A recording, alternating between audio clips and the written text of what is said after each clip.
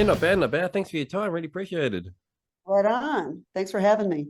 It's an interesting question to ask, I guess, but I suppose you won't remember the last time we spoke was March of 2020, and you were getting prepared to tour Australia back then.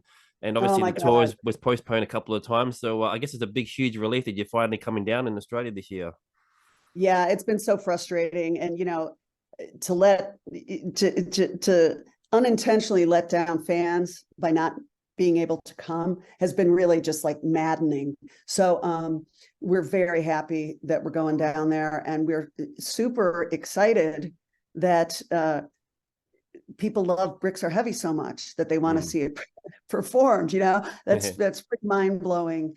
And ticket sales are great, and that's mind blowing too. So we're very, very happy, and we can't wait to get down there. Yeah, like you said, everyone's looking forward to seeing this, and obviously an iconic album. And obviously you're playing it from start to finish. Is there any songs on that album that you've actually never played before?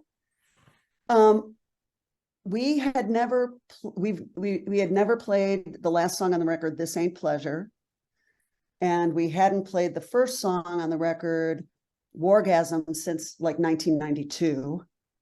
And before our reunion, we had never played "One More Thing." So what's the newest is the last song on the record, but we're bringing back "Wargasm" has been a challenge as well, because they're like the first song and the last song are really fast. Mm. There's a lot of, you know, and "Wargasm," you need a lot of precision for that song because it's pert near math rock. It's Yeah. really and but I mean it rocks, but you've got to be pretty. It's not a 3 chord wonder. It's like a 20 chord chaos. Yeah. So that's been challenging, and we start the set with it, and it's just so we've got to be ready for it. Like Yeah. usually we kind of ease into the set with like a mid-tempo number or something, but this we're just barnstorming right out of the gate. So hopefully people will be ready to rock as soon as we get on stage. So have you actually been on tour playing this album for a while then, or? We just did it in the States. So we did it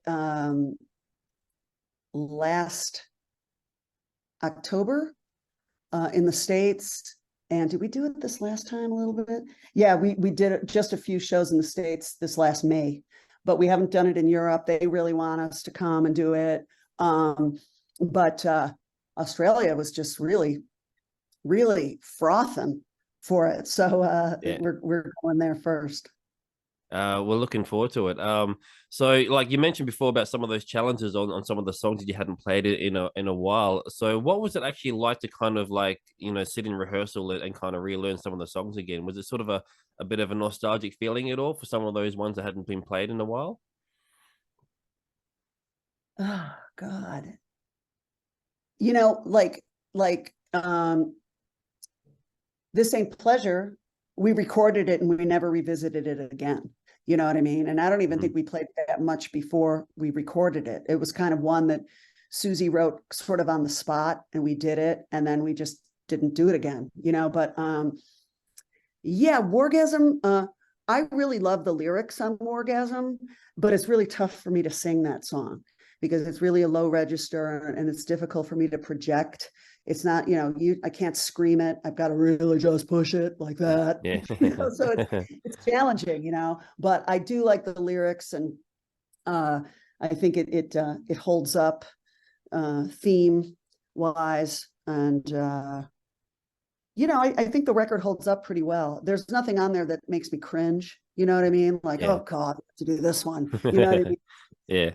And every artist has those numbers, that they might show. That's a cringer. I don't want to ever do Mm. that one again. But this one's pretty, from front to back. It's no complaints. Obviously it came out, well, I guess coming up to 31 years now. It's obviously an iconic album. But when you look back on that time, especially with the perspective of now, with all the things that you've done since then, What's some of the things that kind of sticks out in your mind, in particular with the album, the process of the recording, and sort of that era of that time in the band? It was a very exciting time. We had been slugging it out in the underground since 1985. Very challenging first years, like until we got on Sub Pop. Really challenging. Even though we had a record before that on Epitaph, we didn't break from that record or anything, but we kind of finally started to break with Sub Pop. But that took us till 1990. So there were 5 years there that were just really pretty brutal. I don't know what kept us going. I really, it wasn't like they were super fun times, like they were just, I don't know. And we never thought we were going to be a huge, big band even, but I don't know. There was something just about the experience that we thought was worth it and cool. And we wanted to get better as a band. And, but we never thought we would be playing Australia ever. That was not, we didn't even think we'd play outside of Los Angeles, but it was, we baby stepped it, for 7 years up until Bricks Are Heavy came out. So when it came out and it was so well received, that was really great. But it's almost like we got a pert near immediate backlash as well. So that was kind of the peak of our sales, our career. But it was very exciting. We were hot shit for a while. You know what I mean? Yeah. And obviously, a few years later, or maybe a little more than that, maybe I think it was 9 or 10 years later, you kind of called it quits and took a bit of a long break before eventually reuniting. But was that sort of part of the reason why you decided to sort of call it quits for a while, because of that sort of intense period and sort of not being able to sort of carry that forward for much longer? Well, I'm not a quitter. So that's why I said we were on a semi-permanent hiatus. Or no, what did I say? We were on a hiatus. So, I mean, I think the way it would have been ideal is if we all decided to quit at the same time. Then it would have been, then I would have said the band has quit, but that's not how it went down. And so I was like, well, I'm still around, Dee's still around, and we're going to, just be on a hiatus. So, but when we came back and reunited, that was really great. And we just, everything was kind of water under the bridge, and we just moved forward, and that's how we did it. And we really enjoy ourselves. Sometimes we get on each other's nerves, but when we're out there rocking, and the fans are loving it and we're loving the fans, it's like, I mean, that's, you just, it's a feeling you miss very, very much when you're not playing shows. And I didn't realize it until I wasn't playing any shows. And it was like, man, I'd see other bands walk off stage sometimes and they'd be covered in sweat. And I was like, God, I miss that so much, it was like a visceral longing, I want to be sweaty coming down the steps of a stair, of a stage. I miss that, so that was tough times, man. Tough times.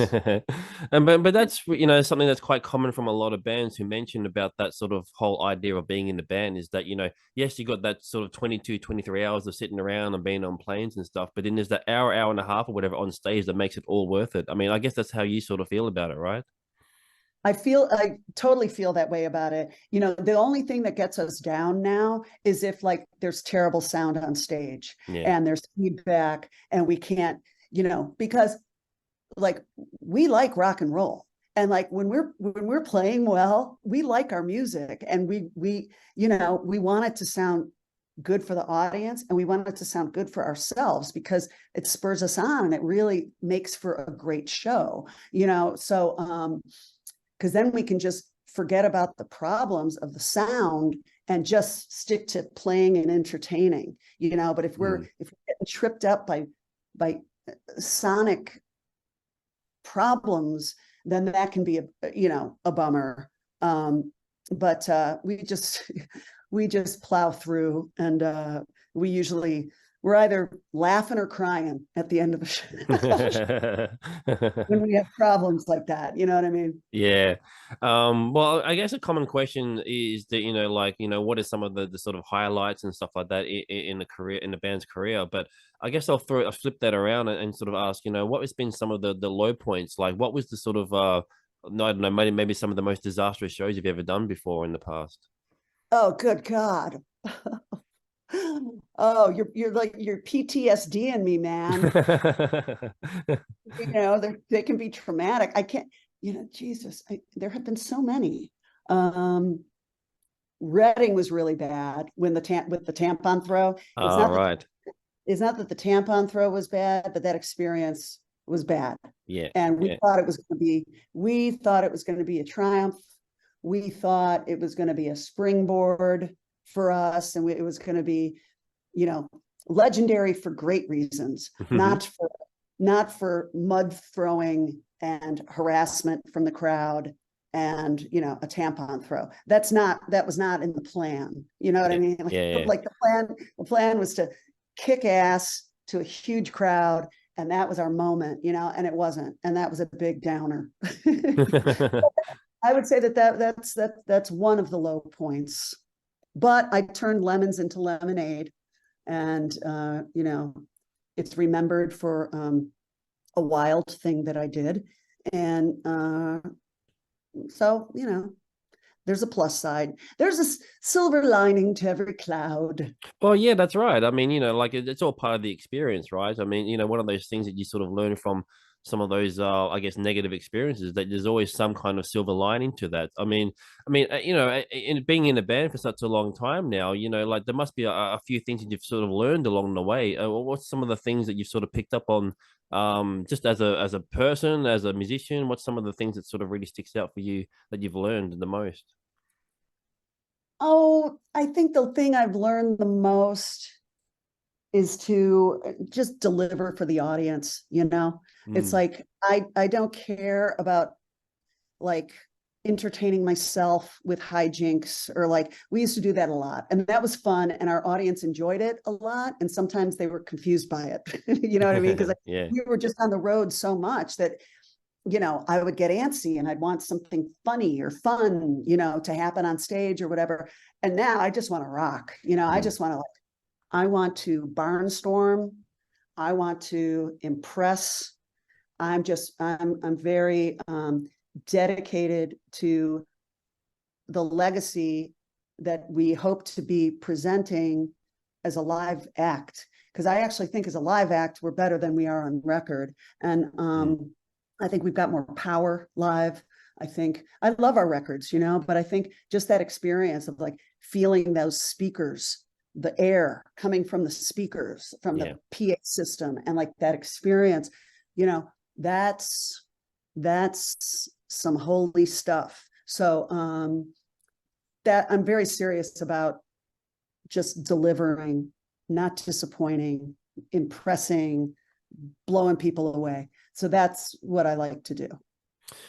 So before you come down to Australia in December, do you have any words for the Australian fans at all? Oh God, we are so looking forward to coming down there, and please enjoy the shows. Rock out with us. Let's shake this. Help us shake off the global pandemic with you. And I know it's everybody thinks that's in the dust, but it's really not. Uh, so let's have fun and let's rock out. Awesome. Well, looking forward to it. It's great to see you coming back to Australia finally. So I know you were last here in 2016, so it's been a while. So we're looking forward to seeing you again, and hopefully it won't be another pandemic before you come down here. Yeah, no. We're gonna be there. I will be holding a koala in my arms at a zoo soon. So that's the agenda. So rock and koalas. There And you go.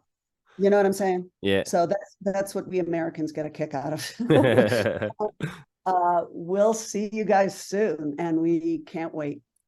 Well, thanks for your time. Really appreciate it, and hopefully we'll see you very soon in later this year.